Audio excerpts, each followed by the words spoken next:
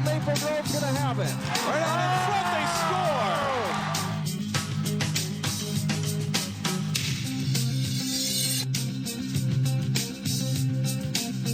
Welcome to Sports Jam for the week of January 25th. I'm Jay Wilcox. I'm John Jacobson. This week on the show, a rematch of top 10 girls hockey teams. We'll meet a very smart girls basketball player from Maple Grove in our Sports Jam Spotlight. And I'll talk Nordic skiing with two Armstrong athletes. And we'll get started with a big girls basketball matchup. Top-ranked Hopkins had one loss coming into their Friday game against 6th-ranked Minnetonka. The Skippers came out ready to play as Hopkins paid a visit to Minnetonka High School.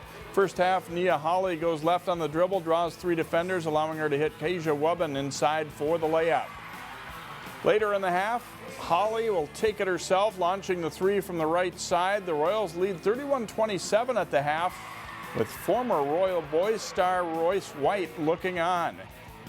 But the tide turns in the second half. Watch the nice pass from Minnetonka's Laura Hamilton as she gets it to Megan Walker on the baseline for the hoop. On the other end, Holly will miss a 3. Walker rebounds and throws a long pass ahead to Hamilton, who lays it in. Minnetonka leads by as much as 16 in the second half. Then watch the play by Minnetonka's Lizzie Odegaard. She gets the block on the defensive end. Chrissy Carr gets open for the Skippers in transition. She misses the layup, but Odegaard is there for the rebound and put back.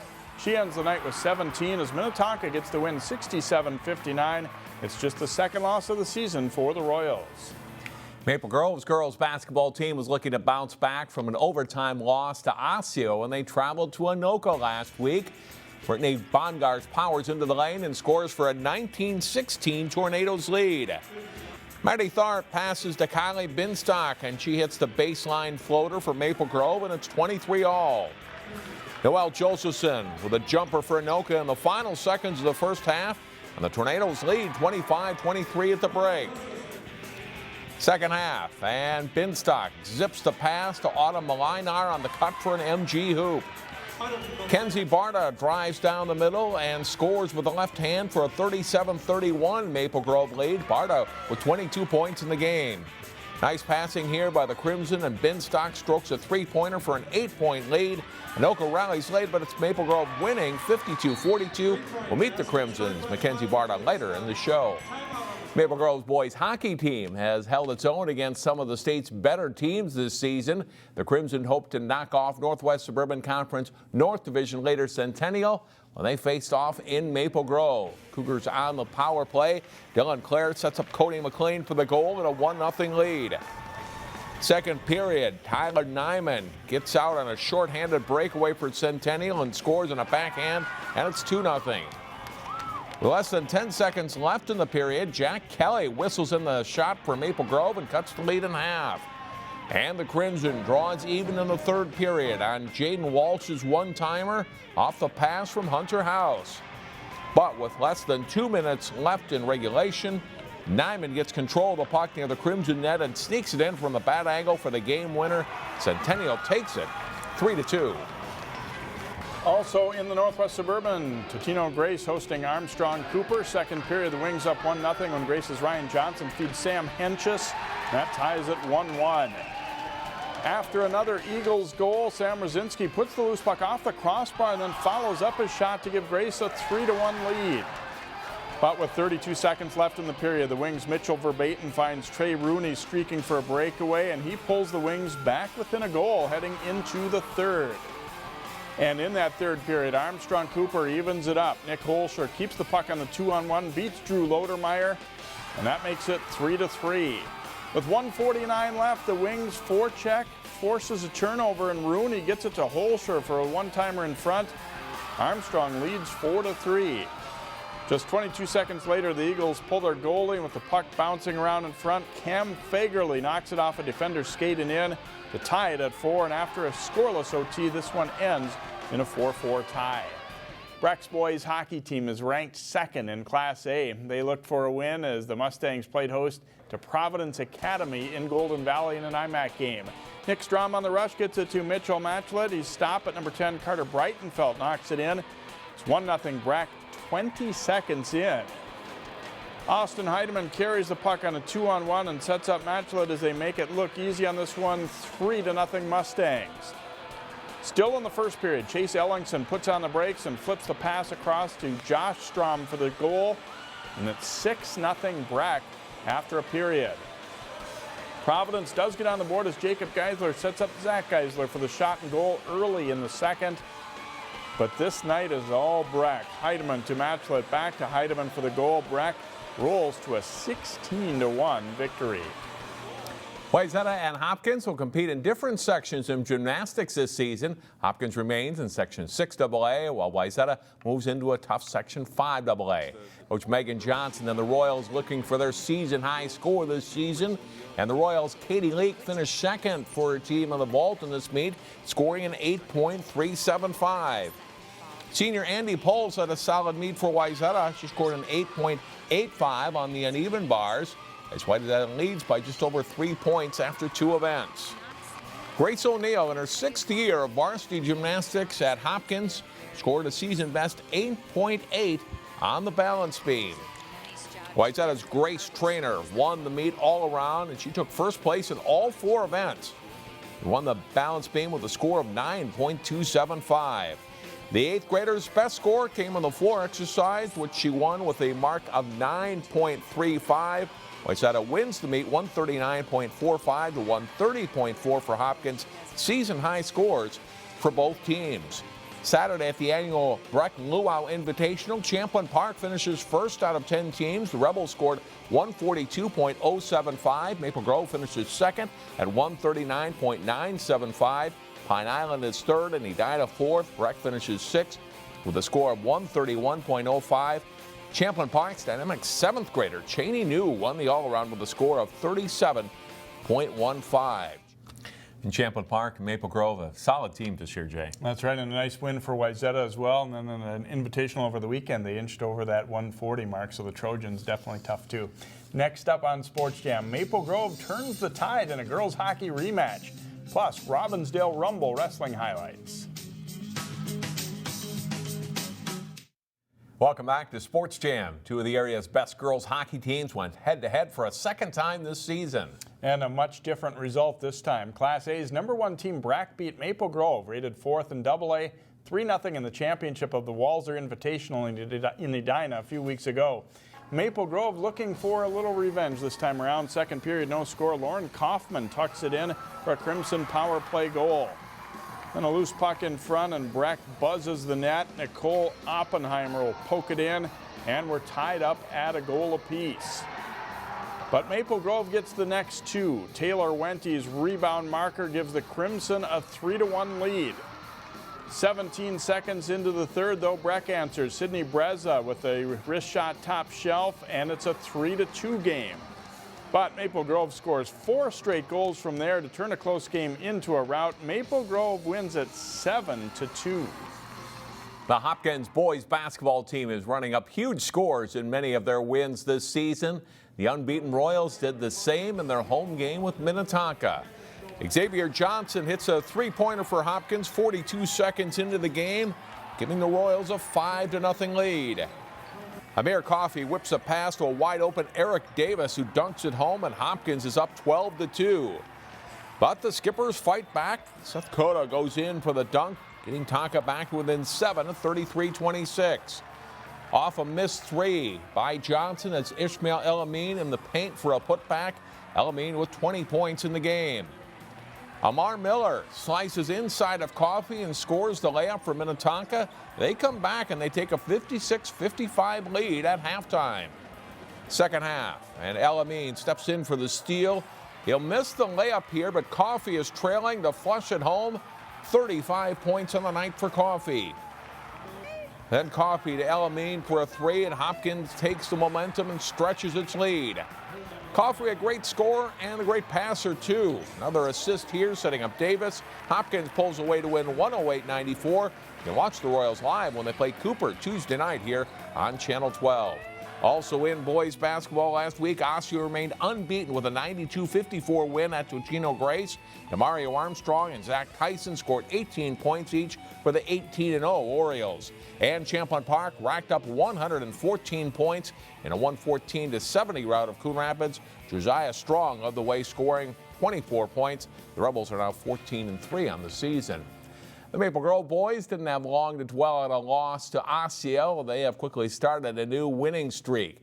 The Osseo Maple Grove youth players out to greet the varsity before their game with Rogers. The highlights, Brad Davison passing to Reed Nico for the dunk and foul. Crimson lead early, 13-7. The Royals' Alan Wilson curls around for a three-pointer here to keep his team within striking distance. Still in the first half, Davison to Nico again for the hoop and foul. Nico leads Maple Grove in scoring with 22 points. Final seconds of the first half, and Bubba Horton gets to a loose ball and tosses in about a 35-footer to beat the buzzer. Horton nets 9 points in the game. Maple Grove leads 41-28 at halftime. Second half, Teron Pickford with the steal in the backcourt. He'll miss the layup, but Nico's there to clean up for the dunk. Maple Grove leads by a dozen. Wilson drives the lane and scores two more of his 14 points, but Rogers can't cut the deficit to under 10.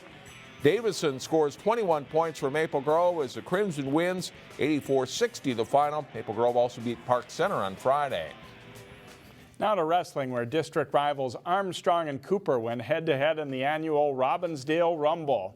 This time, Cooper hosting the match after a number of years at Robbinsdale Middle School. It's an exciting start. Down 15-11 late, Cooper's New Young Vang gets a reversal and near fall on Tyler Hubble in the 106-pound match.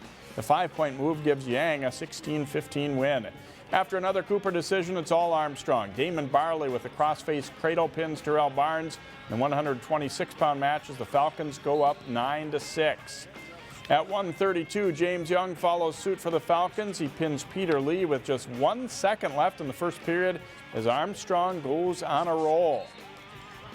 Jackson Forkpay gets in on the fun, scoring a pin in the 138-pound match for the Falcons. Steven Stockdale also gets a pin as Armstrong cruises past a rebuilding Cooper squad 60-12. It's definitely a confidence builder for the Armstrong guys. Yeah, totally. It's just, this is like one of the biggest meets of the year for us, and us winning it just gives everyone a lot of confidence. Although they've had some injuries, the Maple Grove wrestling team is competing well this year. They faced Buffalo as part of a tri-meet at Maple Grove. Buffalo's in black, and they start the match with 2 wins. Tommy Sampson gets a reversal here against Michael Worley. He takes a 5-3 decision. The Bison go up 6-0. Gavin Peterson, though, gets Maple Grove going. He locks on the cradle to pin Nathan DeMarais at 120 pounds. That evens it up at 6-6. At 1:32, Jack Herbies with the chin drop to score near fall points here for Maple Grove. He takes a tough 9-6 win over Jared Meyer. Riley Habish uses a cradle to get Tyler Rengel in trouble, and Habish gets the pin for Buffalo. The Bison pull within 15-12. Logan Dick dominates the 152-pound match for Maple Grove, winning by technical fall. The Crimson win a good one, 35-30. Teams that choose to participate in True Team Boys Swimming have their section meets on Saturday. Many of our local teams compete in Section 5AA, where Wayzata easily takes the top spot with Armstrong second. Champlain Park, Osseo, Park Center, and Cooper are in the 5th through 8th slots. Hopkins is runner-up to Edina in Section 6AA True Team competition. Cretin-Derham Hall and St. Paul Highland Park SPA round out the top 4.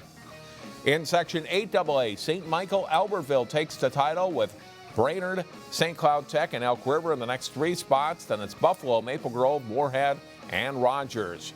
Breck Blake is a power in Class A, and the Bear Stangs take the Section 2 True Team title.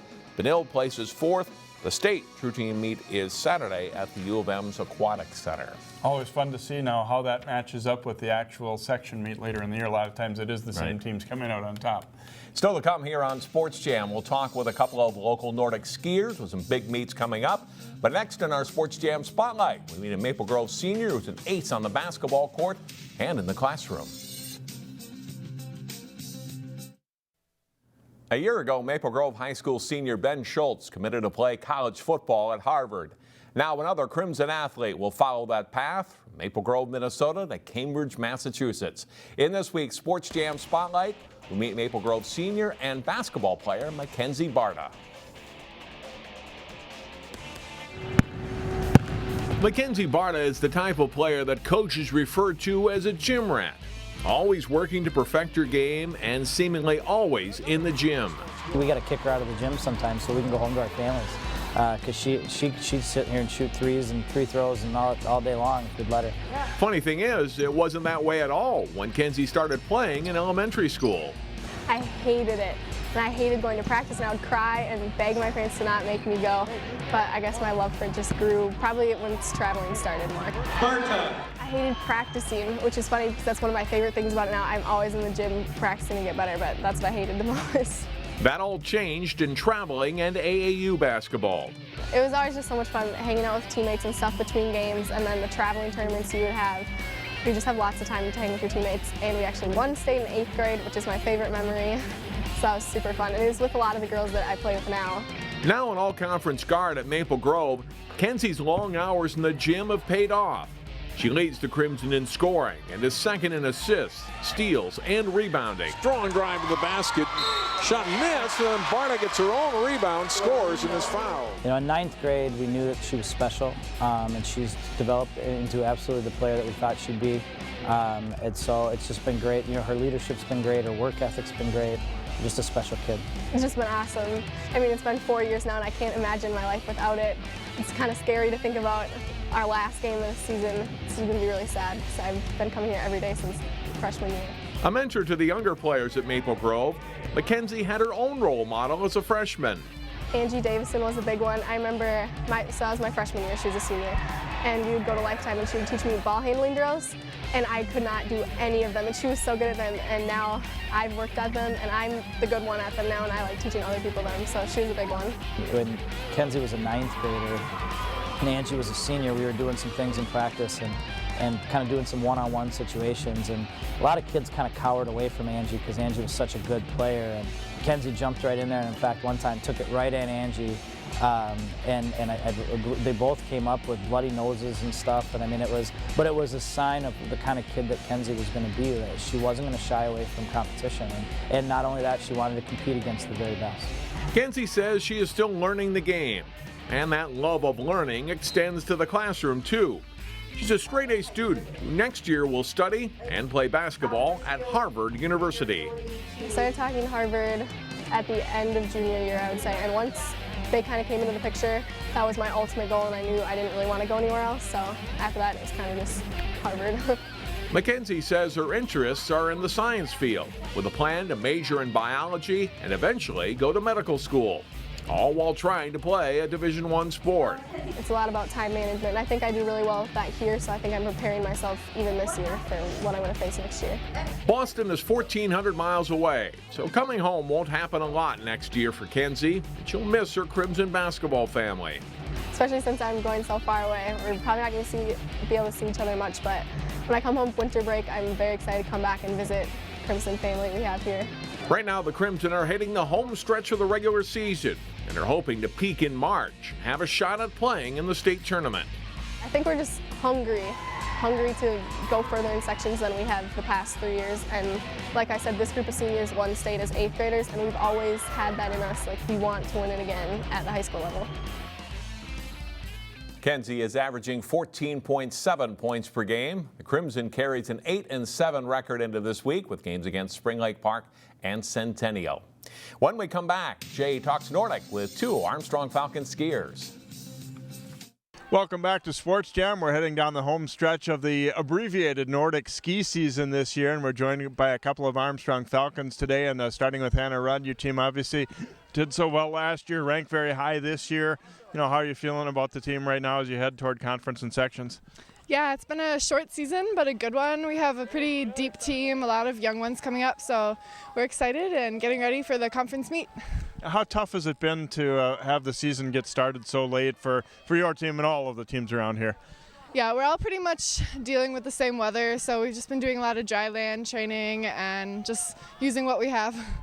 Last year, of course, state runner-up as a team, and you have, almost all of that team back. Is it safe to say you guys feel you're a real contender to take a championship this year? We can't say anything for certain right now. There's a lot of other really good teams in the state and in our section, so we're just gonna work as hard as we can, and hopefully it'll be enough. Yeah, back in the section with Wayzata now, and that's obviously a main competitor. They were state champs last year. Is that a good thing or a bad thing to be able to see them at sections instead of just waiting till state? Yeah, definitely. It brings a whole new competition to our section meet, but we're pretty excited about the new challenge with Wayzata. How about for yourself personally? Do you have a goal in mind for possibly in the state placing? I don't really know quite. Yeah, just in the top of state would be good. Yeah. All right, congratulations on a good career so far, and best of luck these last few meets here. Thank you. All right, and Michael Carlson from the boys team for Armstrong Jr. Winning a race out here today. And tell me a little bit about the boys team this year, how things shaped up for you guys. I think we work really well as a team. We practice well and really close. I think we're kind of just close on that cusp of making it to state, and we just got to keep working it together, and I believe we can do it. How does everybody keep morale up when there isn't snow at the beginning like this year, and it's even really had been too warm to really make much snow? How tough has that been? Well, just the thought that like everybody else doesn't have snow and stuff, like I guess we just kind of work with it, and it works well.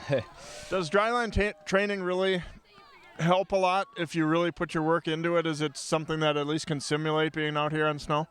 Yeah, you really got to like put the work into it. You can't just slack off, and if you do, it really can grow your strength, and yeah, it does help. Got conference meet coming up later this week, and then obviously sections not too much after that. What are you guys shooting for? What would be a good spot for both conference and section for the boys team?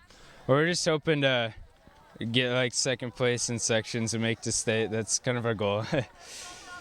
All right, Michael, thanks so much for joining us, and have fun in these big meets here as we finally get some snow. All right, thank you very much. All right, Michael Carlson and Hannah Rudd from the Armstrong Nordic ski team here. Again, the Northwest Suburban Conference meet at Worth coming up on Wednesday of this week, and then next Monday, the Section 6 meet at Theodore Worth for Armstrong, Cooper, Wayzata, Hopkins, among the others. And then on Wednesday, the 3rd, it will be the Section 5 meet at Worth for Osseo, Maple Grove, Park Center, Champlin Park, and the rest of the teams. We'll be back to wrap up Sports Jam right after this. First, our Plays of the Week.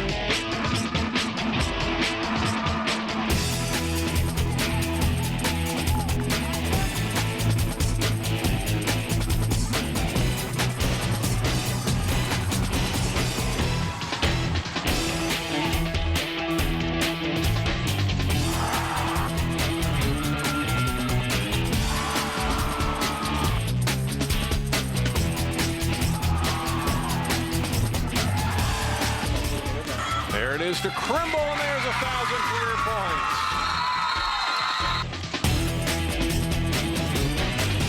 Congratulations. Celebrate winter on a frozen lake. Mark Saturday, February 6th down for the Fire and Ice event at Parker's Lake Park in Plymouth. Get more details at 12.tv. Ready to jump in a frozen lake to support the Special Olympics? Find out more about the Maple Grove Polar Plunge on Saturday, February 6th by visiting 12.tv. Our game of the week is a non-conference girls hockey game between Maple Grove and Wayzata in the regular season finale for the Crimson. The game is Friday at 7 o'clock at the Plymouth Ice Center. Watch it live on Channel 12 and 12.tv. The game also replays Saturday at 7 a.m. and 7 p.m. and Sunday morning at 10.